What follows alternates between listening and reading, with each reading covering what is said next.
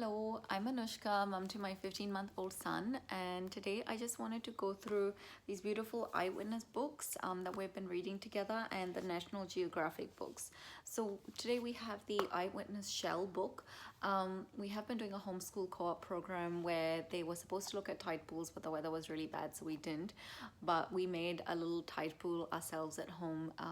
I drew some creatures for tide pools like a chitin, limpets, octopus, fish, you know, mollusks, abalone, and then I laminated them, and then we filled up like a baking pan, like a the tinfoil sort of pan, with sand and rocks and water, and put our little tide pool creatures in there.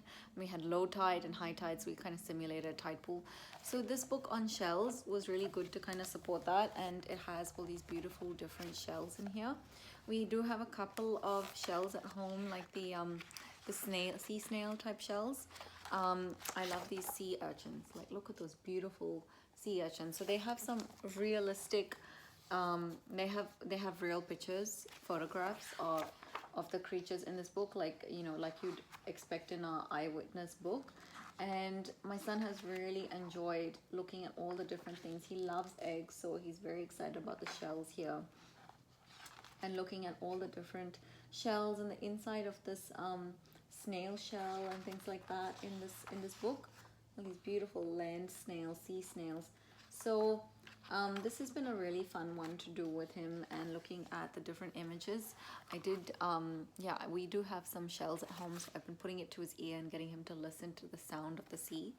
So the Eyewitness Shell book is one that we've been reading. Also, the Eyewitness Dinosaur book. He loves dinosaurs. He has dinosaur pajamas. He has this claw that he'll put on his hand and go,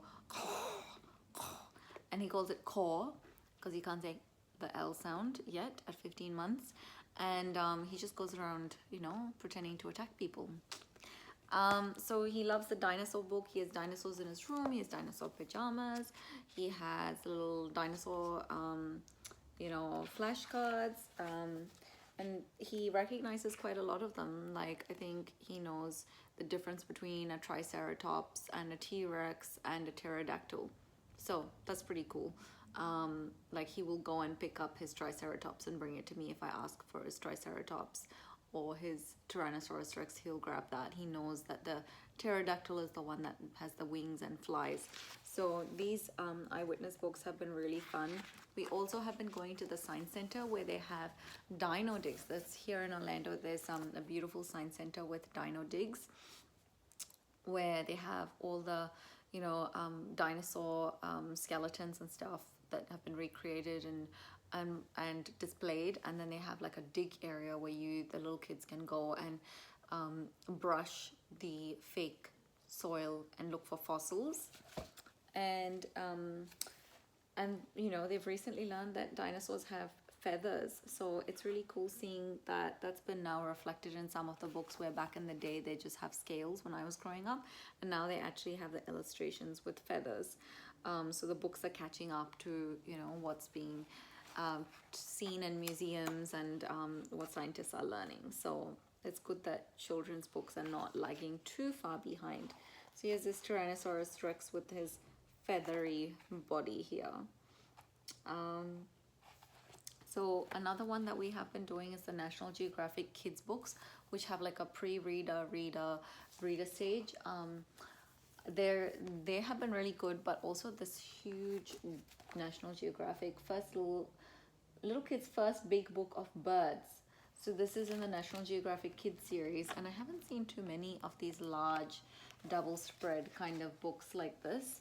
Like, look at these gorgeous pictures of animals. So they've got photographs of penguins, birds, different types of birds, and they've got ducklings, this wood duck flying. Isn't that beautiful? So some really beautiful images. And if you're doing like a Montessori approach with your kids and you want them to see realistic pictures of animals and birds, this is a great one to pick up. Look at this beautiful cardinal here. I think this is a cardinal. This is a, oh yeah, cardinal. 7 states name their northern cardinal as the state bird. Didn't know that. We stopped at a place in Dallas that had so many cardinals that were just flying around. It was beautiful. We stayed kind of out of the city. And here we have this Rufus hornero. And all the different kinds of nests that birds build, you know. We typically just think of nests as being twigs and stuff put together in a tree, but we don't think of, like, you know, I guess the nests that are more structured and hang off, or like nests that are actually like built into the ground, and you know, nests that use clay that kind of mold like a little house around them. So it's amazing what birds are capable of creating.